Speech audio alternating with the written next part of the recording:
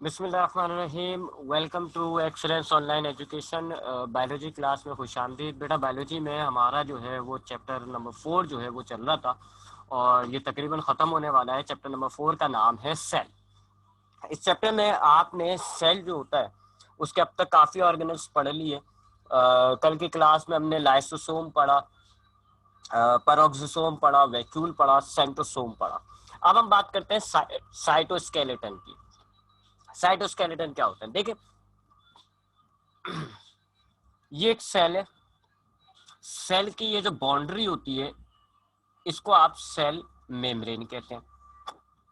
उसके बाद बीच में एक न्यूक्लियस होता है, गोल बॉडी, और इस न्यूक्लियस और सेल मेम्ब्रेन के बीच में ये जितना भी पोर्शन है इसको आप कहते हैं साइटोप्लाज्म। फिर बायोलॉजिकल मॉलिक्यूल वाले चैप्टर में हमने पढ़ा था कि साइटोप्लाज्म में 70 से लेके 90% जो है वो पानी होता है। बाकी जो 30 से 10% जो है वो मॉलिक्यूल्स होते हैं। बायोलॉजिकल मॉलिक्यूल्स हम उनको कहते हैं। तो अब पानी की कंपोजिशन, सॉरी, साइटोप्लाज्म की कंपोजिशन जो है वो ये ऐसी है कि तकरीबन 70 से 90% पानी होता है और 30 से 10% जो है उसमें बायोलॉजिकल मॉलिक्यूल्स होते हैं। तो अल्टीमेटली जब इस कंपोजिशन की वजह से आपका जो साइटोप्लाज्म होता है वो जेली की तरह हो जाता है, बड़ा डेंस सा होता है और जेली की तरह का मटेरियल होता है। अब अगर आप आम लाइफ में जेली को देखें तो जेली में कोई सपोर्ट नहीं होती है। जेली एक जगह टिक नहीं सकती, बह जाती है, गिरती रहती है। ऐसा ही कुछ मामला फिर हमारे साइटोप्लाज्म में होना चाहिए। हमारा साइटोप्लाज्म चूंकि जेली की तरह का है, लिहाजा इसमें सपोर्ट नहीं होनी चाहिए। फिर ये साइटोप्लाज्म में सपोर्ट कैसे आ रही होती है? साइटोप्लाज्म किस तरह अपना शेप मेंटेन रखता है? Bye cytoskeleton. साइटोस्केलेटन क्या है? दरअसल फाइबर्स हैं, प्रोटीन के बने हुए फाइबर्स होते हैं। ये आपके सामने नजर आ रहे हैं, ये देखें। इसका पूरा जाल होता है, प्रोटीन के बने हुए 3 किस्म के फाइबर्स होते हैं। माइक्रोट्यूब्यूल्स होते हैं, माइक्रोफिलामेंट्स होते हैं और इंटरमीडिएट फिलामेंट्स। 3 किस्म के फाइबर्स हैं, इनको अभी हम डिटेल में पढ़ते हैं। और इन फाइबर्स का पूरे साइटोप्लाज्म में एक जाल बिछा हुआ होता है जिसकी वजह से साइटोप्लाज्म को एक सपोर्ट मिल जाती है।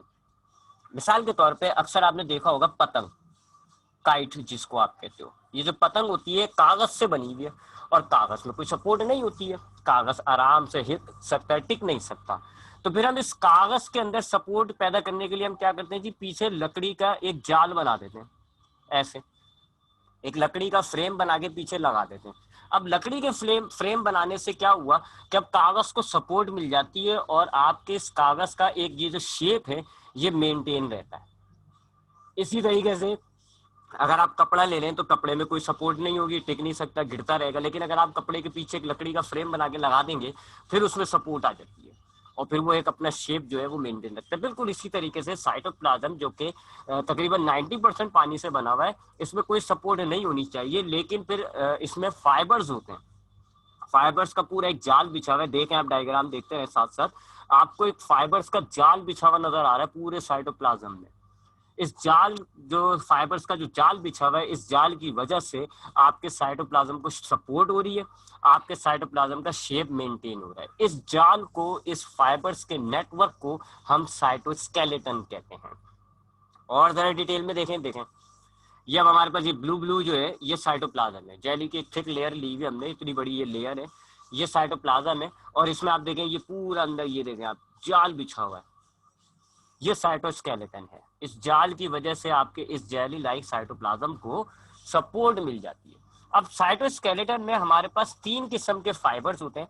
पहला फाइबर कहलाता है हमारे पास माइक्रोट्यूब्यूल्स, दूसरे किस्म के फाइबर्स कहलाते हैं माइक्रोफिलामेंट्स, और तीसरे टाइप के जो फाइबर्स होते हैं उनको हम कहते हैं इंटरमीडिएट फिलामेंट्स। 3 किस्म के फाइबर्स होते हैं हमारे पास साइटोस्केलेटन में। इनमें माइक्रोट्यूब्यूल्स जो होते हैं सबसे थिक होते हैं, इन तीनों में सबसे मोटे होते हैं, तकरीबन 20 से 25 नैनोमीटर की थिकनेस होती है इनकी। ये वाले हैं जी माइक्रोट्यूब्यूल्स, देखें सबसे मोटा नजर आ रहा है। ये एक नहीं है, ये तो बहुत बड़ा गुच्छा है। ठीक है। तो ये जो है ये वाले माइक्रोट्यूब्यूल्स हैं, ये सबसे थिक होते हैं, सबसे मोटे होते हैं, और ट्यूब्यूलिन नामी प्रोटीन से ये बने हुए होते हैं। एक खास किस्म का प्रोटीन होता है ट्यूब्यूलिन, और उससे ये बने हुए होते हैं। सिलेंड्रिकल शेप होता है, अंदर से खोखले होते हैं। देखिए आप, सिलेंड्रिकल शेप है और यहाँ ये अंदर से खोखले हैं, ये इस तरफ से ये अंदर से खोखले होते हैं। तो एक तो इस तरह का फाइबर आपको मिलता है माइक्रोट्यूब्यूल्स के नाम से, थोड़े थिक होते हैं, ये सिलेंड्रिकल शेप होता है, ये अंदर से खोखले होते हैं, ट्यूब्यूलिन नामी प्रोटीन से ये बने होते हैं। दूसरे टाइप के जो है वो माइक्रोफिलामेंट्स कहलाते हैं। ये आप समझ लें सबसे छोटे होते हैं, सबसे पतले होते हैं, इनमें थिनर कह लें इसको। इन तीनों में ये सबसे थिनर होता है, तकरीबन 6 नैनोमीटर का, 7 नैनोमीटर का ये होता है। और ये एक्टिन नामी प्रोटीन से बने हुए होते हैं, ये ट्यूब्यूलिन से बने हुए होते हैं, और ये एक्टिन नामी प्रोटीन से बने हुए होते हैं माइक्रोफिलामेंट। ये वाला ये है माइक्रोफिलामेंट, ये वाला, ये सबसे पतला नजर आ रहा है आपको। और तीसरा जो होता है इंटरमीडिएट फिलामेंट्स, ये इन दोनों के बीच में होती है इनकी थिकनेस, यानी कि माइक्रोफिलामेंट से थोड़े ज्यादा थिक होते हैं ये, और माइक्रोट्यूब्यूल से थोड़े से पतले थिक होते हैं। ये सबसे ऊपर वाले जो हैं ये इंटरमीडिएट फिलामेंट्स होते हैं। बहुत सारे फिलामेंट्स आपस में मिलते हैं, एक सिलेंडर टाइप का शेप बना लेते हैं, और ये एक आपके पास है, एक ये माइक्रो इंटरमीडिएट फिलामेंट है। तो ये 3 किस्म के आपके पास जो है फिलामेंट्स हैं, ये माइक्रोफिलामेंट्स 3 किस्म के। ये तीनों मिलके आपका साइटोस्केलेटन बनाते हैं, और साइटोस्केलेटन की वजह से आपके साइटोप्लाज्म को सपोर्ट मिलती है, और साइटोप्लाज्म का जो है वो शेप मेंटेन रहता है। तो यहाँ पे हमने जो है साइटोप्लाज्म के तमाम ऑर्गेनल्स को भी पढ़ लिया। तो हमने देखा सेल क्या होता है, सेल के जो बेसिक पार्ट्स होते हैं, cell wall, cell membrane, nucleus, cytoplasm, उनको पढ़ा। और फिर साइटोप्लाज्म में जितने भी मेन ऑर्गेनल्स थे हमने उन सबको पढ़ लिया। अब एक और छोटा सा टॉपिक है, वो है सेल की टाइप। 2 तरह के हमारे पास सेल्स मौजूद हैं जी दुनिया में। 2 तरह के सेल्स होते हैं, एक कहलाते हैं प्रोकैरियोटिक और एक कहलाते हैं यूकैरियोटिक। 2 तरह के सेल्स होते हैं, प्रोकैरियोटिक, यूकैरियोटिक। इसमें ये जो कैरियोटिक वर्ड है, कैरियोट का मतलब होता है न्यूक्लियस, प्रो का मतलब होता है फॉल्स, यू का मतलब होता है ट्रू। तो ये प्रो का मतलब हुआ फॉल्स, कैरियोट का मतलब हुआ न्यूक्लियस, और ये जो यू वर्ड है इसका मतलब होता है ट्रू, और कैरियोट का मतलब होता है न्यूक्लियस। तो आपके पास जो दुनिया में सेल हैं, ऑर्गेनिजम्स के अंदर जो सेल मौजूद हैं, ये 2 तरह के होते हैं, 2 टाइप है इनकी। एक कहलाता है प्रोकैरियोटिक और एक कहलाता है यूकैरियोटिक। प्रोकैरियोटिक न्यूक्लियस, ये प्रोकैरियोटिक सेल, सॉरी, ये एक डायग्राम आपके पास बनी हुई है। ये ऐसे सेल होते हैं जिनमें न्यूक्लियस नहीं होता, वो जो सेंटर न्यूक्लियस होता है वो नहीं होता। दरअसल है क्या मामला, ये एक सेल है हमारे पास और ये न्यूक्लियस है, ठीक है जी। और ये न्यूक्लियस के अंदर क्रोमेटिन मटेरियल है, ये क्रोमेटिन मटेरियल मैंने अंदर बनाया हुआ है। अब न्यूक्लियस आपको वाज़ेह तौर पे नजर आ रहा होता है बिकॉज ऑफ न्यूक्लियर मेम्ब्रेन। इस मेम्ब्रेन की वजह से आपको न्यूक्लियस वाज़ेह नजर आ रहा है। प्रोकैरियोटिक जो सेल्स होते हैं उनमें ये न्यूक्लियर मेम्ब्रेन ही नहीं होती है, ये न्यूक्लियर मेम्ब्रेन नहीं होती, अंदर का क्रोमेटिन मटेरियल मौजूद होता है, मगर वो न्यूक्लियस की मेम्ब्रेन गायब हो जाती है, डिसॉल्व होती है, बनती ही नहीं है, जिसकी वजह से अब आपको न्यूक्लियस नजर नहीं आ रहा होता। ये नहीं है कि न्यूक्लियस नहीं है, क्योंकि देखिए न्यूक्लियस के अंदर क्रोमेटिन नेटवर्क वो है, क्रोमोसोम्स है, और क्रोमोसोम्स के बगैर तो सेल इनकम्प्लीट है, क्योंकि क्रोमोसोम्स के अंदर सारी मालूमात है। आपका न्यूक्लियस क्रोमोसोम्स और डीएनए की मदद से तो आपके सेल को कंट्रोल कर रहा है, तो बगैर न्यूक्लियस का तो सेल जिंदा ही नहीं हो सकता। तो ये बात नहीं होती कि प्रोकैरियोटिक सेल में न्यूक्लियस नहीं होता, एब्सेंट होता है न्यूक्लियस, ये गलत बात है। प्रोकैरियोटिक न्यूक्लियस जो होता है, प्रोकैरियोटिक जो सेल होते हैं उनमें न्यूक्लियस होता है, लेकिन उसकी जो मेम्ब्रेन होती है वो गायब हो जाती है। अब इस सेल, इस डायग्राम को देखें, ये बैक्टीरिया है, अब इसका न्यूक्लियस था इस जगह पर, ये न्यूक्लियस है, लेकिन इसकी मेम्ब्रेन आपको नजर नहीं आ रही, मेम्ब्रेन गायब हो गई। तो अब आप कहते हैं कि यहाँ पर एक ट्रू न्यूक्लियस नहीं है, ये उसके क्रोमेटिन मटेरियल है, डीएनए वगैरह है मौजूद, लेकिन न्यूक्लियस की मेम्ब्रेन गायब हो गई। अब इस न्यूक्लियस की मेम्ब्रेन गायब होने की वजह से ये क्रोमेटिन मटेरियल जो है ये एक फिक्स जगह पे तो नहीं रहेगा, ये इधर भी आ सकता है, इधर भी आ सकता है, ऊपर भी जा सकता है, नीचे भी जा सकता है। तो प्रोकैरियोटिक सेल ऐसे सेल्स होते हैं जिनमें न्यूक्लियस की मेम्ब्रेन नहीं होती, जिसकी वजह से आपको न्यूक्लियस नजर नहीं आ रहा होता। ऐसे सेल्स को हम कहते हैं प्रोकैरियोटिक सेल्स। अब जब न्यूक्लियस गायब हो गया तो ये जो क्रोमेटिन नेटवर्क बचा है इसको आप कहते हो न्यूक्लियाइड। न्यूक्लियाइड कहते हो। और ये फिर फ्री टू मूव होता है, ये कहीं पे भी साइड में भी जा सकता है, आपको साइड में भी नजर आएगा बाजू का, यहाँ पर भी आ सकता है, फ्री टू मूव होता है, ये कहीं पे भी चला जा सकता है, कैद नहीं है। दूसरी तरफ जो यूकैरियोटिक सेल होता है उसमें न्यूक्लियस की मेम्ब्रेन होती है और क्रोमेटिन मटेरियल उसके अंदर पैक हुआ हुआ है। अब आप देखें इसमें वाज़ेह तौर पे आपको न्यूक्लियस नजर आ रहा है, ऐसे सेल को आप कहते हो यूकैरियोटिक सेल। तो ये दो मेन टाइप है सेल्स की, पहला होता है प्रोकैरियोटिक, दूसरा होता है यूकैरियोटिक। प्रोकैरियोटिक में एक असली न्यूक्लियस मौजूद नहीं होता, न्यूक्लियस की मेम्ब्रेन गायब हो जाती है, खत्म हो जाती है, बनती नहीं है, जिसकी वजह से आपको न्यूक्लियस नजर नहीं आ रहा होता। और उसके अंदर जो क्रोमेटिन मटेरियल होता है फिर हम उसको न्यूक्लियाइड कहते हैं, और वो फिर फ्री टू मूव होता है, कहीं पे भी चला जाता है। जबकि यूकैरियोटिक सेल के अंदर बकायदा न्यूक्लियस की मेम्ब्रेन होती है, जिसकी वजह से आपको वाज़ेह तौर पे एक न्यूक्लियस नजर आ रहा होता है, और क्रोमेटिन मटेरियल उसके ही अंदर रहते हैं, उसी के अंदर पैक रहते हैं। एक बात तो ये हो गई।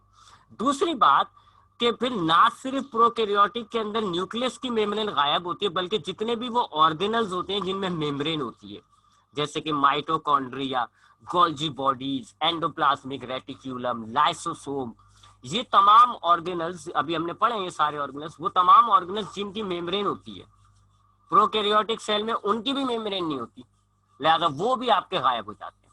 ठीक है, तो अब अगर नीचे डायग्राम बनाते हैं, देखें ये मैंने आपको एक यूकैरियोटिक सेल बना रहा हूँ, ये न्यूक्लियस आपको नजर आ रहा है क्योंकि इसकी मेम्ब्रेन है, ये माइटोकॉन्ड्रिया आपको नजर आ रहा है क्योंकि इसकी मेम्ब्रेन है, ये एंडोप्लाज्मिक रेटिकुलम आपको नजर आ रहा है क्योंकि इसकी मेम्ब्रेन है, गोल्जी बॉडीज आपको नजर आ रही है क्योंकि मेम्ब्रेन है, लाइसोसोम आपको नजर आ रहा है क्योंकि मेम्ब्रेन है। तो यूकैरियोटिक सेल में nucleus, mitochondria, Golgi bodies, lysosome, endoplasmic reticulum, ये तमाम विजिबल होते हैं, नजर आ रहे होते हैं बिकॉज ऑफ द मेम्ब्रेन, इनकी मेम्ब्रेन मौजूद होती है, वाज़ेह तौर पे नजर आ रहे होते हैं। दूसरी तरफ प्रोकैरियोटिक सेल में न्यूक्लियस की मेम्ब्रेन नहीं होती, मैंने नहीं बनाई, देखें न्यूक्लियस का डीएनए जो होता है वो मौजूद है, उसको आप न्यूक्लियाइड कहते हो, लेकिन न्यूक्लियस की मेम्ब्रेन नहीं है, लिहाजा आपको न्यूक्लियस नजर नहीं आ रहा। इसी तरह माइटोकॉन्ड्रिया के एंजाइम्स होते हैं, लेकिन माइटोकॉन्ड्रिया की मेम्ब्रेन नहीं होती। अब ये देखें, ये माइटोकॉन्ड्रिया है, ये उसके एंजाइम है। अब क्या हुआ जी, माइटोकॉन्ड्रिया की मेम्ब्रेन गायब है, तो माइटोकॉन्ड्रिया नजर नहीं आ रहा, उसका एंजाइम, फिर वही बात है कि फ्री टू मूव है, एंजाइम्स जो है वो फैल जाते हैं, डिस्ट्रीब्यूट हो जाते हैं, पूरे सेल में फैल जाते हैं। इसी तरह गोल्जी बॉडीज की अगर मेम्ब्रेन होती आपको नजर आता, लेकिन गोल्जी बॉडीज की मेम्ब्रेन भी नहीं होती, गायब होती है। तो ये जितने भी मेम्ब्रेन वाले ऑर्गेनल्स होते हैं, mitochondria, Golgi bodies, endoplasmic reticulum, lysosome, ये सब भी नहीं होते। असल में प्रोकैरियोट के मेम्ब्रेन ही नहीं है, सिर्फ एक ही मेम्ब्रेन है, सेल मेम्ब्रेन, ना न्यूक्लियस की मेम्ब्रेन, ना एंडोप्लाज्मिक रेटिकुलम, ना राइबोसोम, किसी की भी मेम्ब्रेन नहीं है, राइबोसोम सॉरी लाइसोसोम, किसी की भी मेम्ब्रेन नहीं होती। तो वो तमाम ऑर्गेनल हमें नजर नहीं आ रहे होते, और उनके जो एंजाइम्स होते हैं, उनके अंदर की जो चीजें होती है, तो वो पूरे साइटोप्लाज्म में फैल जाती है। ठीक है, ये दूसरा बड़ा फर्क हो गया। तो पहला फर्क क्या है, इसमें जो यूकैरियोटिक सेल्स होते हैं इनके अंदर न्यूक्लियस की मेम्ब्रेन होती है, जिसकी वजह से न्यूक्लियस नजर आ रहा होता है, जबकि प्रोकैरियोट में न्यूक्लियस की मेम्ब्रेन नहीं होती, इसलिए आपको न्यूक्लियस नजर नहीं आ रहा। दूसरा फर्क कि न्यूक्लियस में जो क्रोमोसोम्स होते हैं, क्रोमेटिन नेटवर्क होता है, वो न्यूक्लियस के अंदर ही रहते हैं और हम उसको क्रोमेटिन नेटवर्क कहते हैं। और प्रोकैरियोटिक सेल्स के अंदर जो क्रोमेटिन नेटवर्क है वो न्यूक्लियस के अंदर पैक नहीं है, लिहाजा वो फ्री टू मूव होता है और हम उसको न्यूक्लियाइड कहते हैं। तीसरा डिफरेंस, यूकैरियोटिक में तमाम ऑर्गेनल्स जिनमें मेम्ब्रेन होती है, जैसे कि mitochondria, Golgi bodies, endoplasmic reticulum, lysosome वगैरह होते हैं, जबकि प्रोकैरियोट में ये तमाम मेम्ब्रेन वाले ऑर्गेनल्स भी नहीं होते, इनके अंदर के जो एंजाइम्स होते हैं फिर वो साइटोप्लाज्म में फैल जाते हैं। चौथा बड़ा फर्क, अब जाहिर बात है इसमें इतने सारे ऑर्गेनल्स हैं, यूकैरियोटिक सेल में इतने सारे ऑर्गेनल्स हैं, तो ये कॉम्प्लेक्स सेल हो जाता है, एक पेचीदा, बहुत ज्यादा मुश्किल सा नजर आ रहा होता है, इसमें काफी चीजें आपको नजर आ रही होती हैं। जबकि प्रोकैरियोट की अगर हम बात करें तो इसमें ये सारे मेम्ब्रेन वाले ऑर्गेनल्स नहीं है, तो बड़ा सिंपल सा हमें नजर आ रहा होता है, सिंपल नजर आ रहा होता है। उसके बाद एक और फर्क, ये बड़े बड़े सेल्स होते हैं, जरा साइज में बड़े होते हैं, जबकि प्रोकैरियोटिक जो है वो साइज में छोटे सेल्स होते हैं। और आखिरी फर्क कि ये यूकैरियोटिक सेल जो होता है फिर जिस ऑर्गेनिज्म में होता है वो यूनिसेलुलर भी हो सकता है और मल्टी सेलुलर भी हो सकता है, जबकि प्रोकैरियोटिक आपको खाली यूनिसेलुलर में नहीं मिलेगा। कोई भी दुनिया का ऐसा मल्टी सेलुलर ऑर्गेनिज्म नहीं है जिसके सेल प्रोकैरियोट हो, जितने भी मल्टी सेलुलर है सब में यूकैरियोट मिलता है, प्रोकैरियोट नहीं होता। तो जरा देखें जरा डायग्राम को, ये ऊपर वाला जो है ये बैक्टीरिया है, इस बैक्टीरिया में एक ही सेल होता है, प्रोकैरियोटिक होता है। ये देखें, आपको ना न्यूक्लियस की मेम्ब्रेन नजर आ रही है, ना आपको माइटोकॉन्ड्रिया नजर आ रहा है, ना गोल्जी बॉडीज, ना एंडोप्लाज्मिक रेटिकुलम, बड़ा सिंपल सा सेल नजर आ रहा है।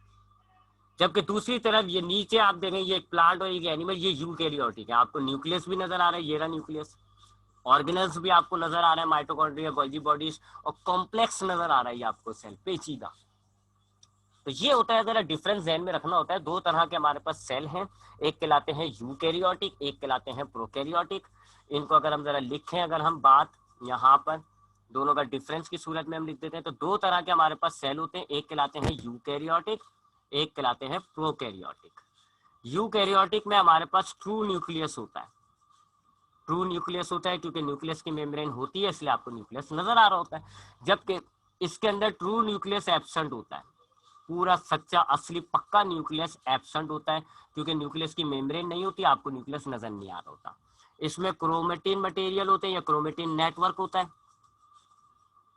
और इसके अंदर जो है वो कहलाता है फिर न्यूक्लियोइड, क्योंकि वो फ्री टू मूव होता है। दो दो फर्क होगा। तीसरा, मेम्ब्रेन वाले जितने भी ऑर्गेनल्स होते हैं, मेम्ब्रेन बाउंडेड ऑर्गेनल्स, वो प्रेजेंट होते हैं, माइटोकॉन्ड्रिया वगैरह। जबकि इसमें मेम्ब्रेन वाले जो ऑर्गेनल्स होते हैं, माइटोकॉन्ड्रिया, गोल्जी बॉडीज, वो सारे भी एब्सेंट होते हैं, आपको वो नजर नहीं आ रहे होते। उनकी चीजें, उनके जो एंजाइम्स होते हैं, फिर वो साइटोप्लाज्म में फैले होते हैं। ये कॉम्प्लेक्स सेल होते हैं, बड़े बड़े मुश्किल मुश्किल काफी चीजें होती हैं इनके अंदर। ये बड़े सिंपल से सेल होते हैं, इनमें ज्यादा चीजें नहीं होती। ये जरा लार्ज साइज के होते हैं, बड़े बड़े सेल्स होते हैं, ये स्मॉल साइज के होते हैं, छोटे छोटे सेल होते हैं। उसके बाद ये यूकैरियोटिक आपको यूनिसेलुलर ऑर्गेनिजम्स में भी मिलेगा और मल्टी सेलुलर में भी मिलेगा। जबकि प्रोकैरियोट खाली दुनिया में यूनिसेलुलर, कुछ यूनिसेलुलर हैं जिनके पास प्रोकैरियोटिक सेल्स होते हैं, जैसे कि बैक्टीरिया, सियानोबैक्टीरिया, ये इसके एग्जाम्पल है। बैक्टीरिया और सियानो जो बैक्टीरिया होता है, सियानो बैक्टीरिया, उनमें प्रोकैरियोटिक सेल होता है। जबकि बहुत सारे यूनिसेलुलर हैं, जैसे यूग्लिना, पैरामेशियम, एमीबा, उनके यूकैरियोटिक हैं। जितने भी मल्टी सेलुलर हैं, प्लांट्स, एनिमल्स, सब में यूकैरियोटिक होता है। एक और बात वो ये कि इनमें यूकैरियोटिक के अंदर जो क्रोमोसोम्स होते हैं, वो डिप्लॉयड नंबर्स के अंदर होते हैं, यानी 2 वाले, जोड़ी की सूरत में, 2, 4, 10, 12, 15 जोड़ी की सूरत में होते हैं, पेयर्स की सूरत में, उसको कहते हैं डिप्लॉयड। जबकि इनके अंदर खाली एक सिंगल क्रोमोसोम होता है, और वो सर्कुलर फॉर्म में होता है, बस गोल फॉर्म में, ऐसे गोल फॉर्म में। अभी तो वो कंडेंस होता है, या ऐसे आम हालात में वो न्यूक्लियाइड ऐसे होता है, लेकिन जब वो सेल डिवीजन के दौरान कंडेंस होता है तो वो ऐसा एक सर्कुलर क्रोमोसोम बनता है। प्रोकैरियोट की बात कर रहा हूँ। तो यूकैरियोटिक में आपको डिप्लॉयड क्रोमोसोम्स मिलेंगे, जबकि प्रोकैरियोट में सिंगल क्रोमोसोम होता है और सर्कुलर फॉर्म में होता है। तो ये हमारे पास दो टाइप थी सेल्स की, एक प्रोकैरियोटिक और एक यूकैरियोटिक। यहाँ पर हमारा ये चैप्टर कंप्लीट हो जाएगा सेल का। एक छोटा सा इसका जनरल सा रिव्यू कर लेते हैं हम, फिर हम आज की क्लास को खत्म करते हैं। हमने चैप्टर नंबर 4 पढ़ा सेल, इसमें आपको सेल के बारे में बताया गया। सेल के बारे में सबसे पहले मैंने आपको सेल थ्योरी बताई थी कि 3 साइंटिस्ट थे, शेल्डन, शॉन और विर्चू, इन तीनों ने मिलकर एक थ्योरी बनाई थी सेल्स की इंट्रोडक्शन के लिए। उस थ्योरी के मुताबिक तमाम ऑर्गेनिजम्स, पहला पॉइंट है, तमाम ऑर्गेनिजम्स सेल से बने हुए होते हैं। सेल्स जो होता है आपका बनावट के तौर पे और काम के एतबार से सबसे छोटा यूनिट होता है, और नए सेल्स जो है वो पुराने सेल ही बनाते हैं डिवाइड होके। उसके बाद हमने सेल फ्रैक्शनेशन देखा जी, एक ऐसा प्रोसेस होता है जिसके जरिए हम सेल के अंदर जितनी चीजें पाई जाती है, जितने ऑर्गेनल्स होते हैं, सबको अलहदा कर देते हैं ताकि हम उनकी अलहदा अलहदा स्टडी कर सकें। इस प्रोसेस को आप कहते हो सेल फ्रैक्शनेशन। फिर हमने देखा कि सेल्स के अंदर बेसिक पार्ट्स, तो एनिमल्स का जो सेल होता है उनमें 3 बेसिक पार्ट होते हैं, सेल मेम्ब्रेन, साइटोप्लाज्म और न्यूक्लियस। जबकि प्लांट के अंदर इन 3 के अलावा एक और चीज होती है, चौथा पार्ट, जिसको आप कहते हो वो है सेल वॉल। प्लांट में सेल वॉल होता है, एनिमल में सेल वॉल नहीं होता। इन तीनों को, चारों को हमने डिटेल में पढ़ा। सेल वॉल हमने डिटेल में पढ़ा, प्राइमरी वॉल होती है, सेकेंडरी वॉल होती है, मिडल लैमिला होता है। सेल्यूलोस, हेमीसेल्यूलोस और पेक्टिन से बनी हुई होती है प्लांट की। यानी बैक्टीरिया की जो है वो कार्बोहाइड्रेट और प्रोटीन से बनी हुई होती है। फंगस की जो है वो फंगस, सेल्यूलोस और चिटिन से बनी हुई होती है। सेल मेम्ब्रेन के बारे में मैंने आपको फ्लूइड मोसाइक मॉडल बताया जी। सिंगर और निकलसन ने 1972 में सेल मेम्ब्रेन का स्ट्रक्चर पेश किया था, फॉस्फोलिपिड वाला। कि जी 2 फॉस्फोलिपिड की लेयर्स हैं, फ्लूइड में होती हैं, वो मूवमेंट में होती हैं, और जगह जगह प्रोटीन के मॉलिक्यूल्स होते हैं। अगर प्रोटीन का मॉलिक्यूल पूरा क्रॉस कर रहा होता है तो उसको आप कहते हो इंट्रिंसिक, और अगर सिर्फ किनारों पे लगा हुआ होता है तो उसको आप कहते हो पेरिफेरल या extrinsic. Cell membrane, cyto cell wall के बाद फिर हमने न्यूक्लियस की बात की। न्यूक्लियस की जो बाउंड्री होती है, ये न्यूक्लियस है जी।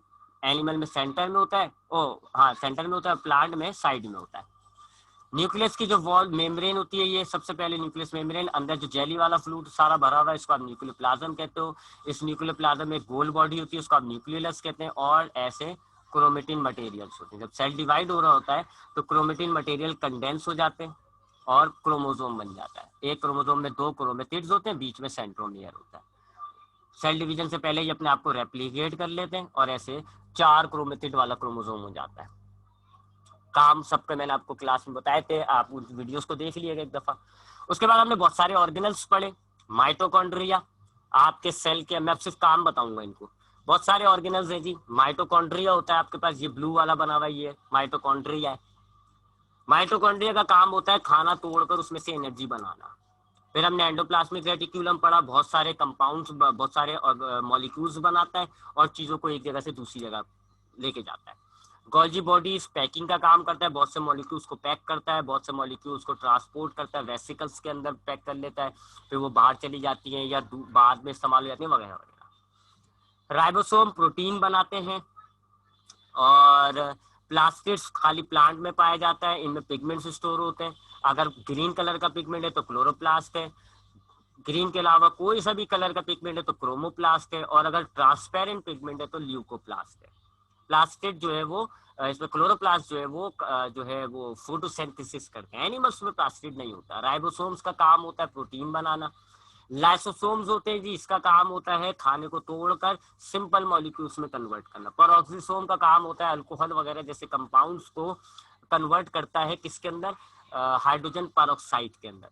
वैक्यूल्स होते हैं जी, एनिमल के अंदर, प्लांट के अंदर एक बड़ा वैक्यूल होता है, एनिमल्स के अंदर है तो छोटे छोटे वैक्यूल्स होते हैं। इनका काम होता है स्टोरेज करना, पानी को स्टोर करते हैं या फूड मॉलिक्यूल्स को स्टोर करते हैं, इनका काम है स्टोरेज करना। सेंट्रोसोम न्यूक्लियस के साइड में होता है, एनिमल्स के अंदर होता है, सेल डिवीजन के दौरान एस्ट्रल फाइबर्स बनाते हैं। और साइटोस्केलेटन माइक्रोफिलामेंट्स, माइक्रोट्यूब्यूल्स और इंटरमीडिएट फिलामेंट्स के नाम से बहुत सारे फिलामेंट्स हैं। एक पूरा नेटवर्क, एक जाल है जो साइटोप्लाज्म में फैला हुआ है, और इसका काम है कि आपके सेल की, आपके जो साइटोप्लाज्म है उसको सपोर्ट और शेप प्रोवाइड करना। और फिर हमने आखिर में प्रोकैरियोट और यूकैरियोटिक के नाम से सेल की 2 टाइप्स देखी। यहाँ हमारा ये चैप्टर कंप्लीट हो जाएगा। इस चैप्टर से रिलेटेड कोई सवाल हो तो आप एनी टाइम पूछ लीजिएगा। ख्याल रखिएगा अपना। अल्लाह हाफिज़।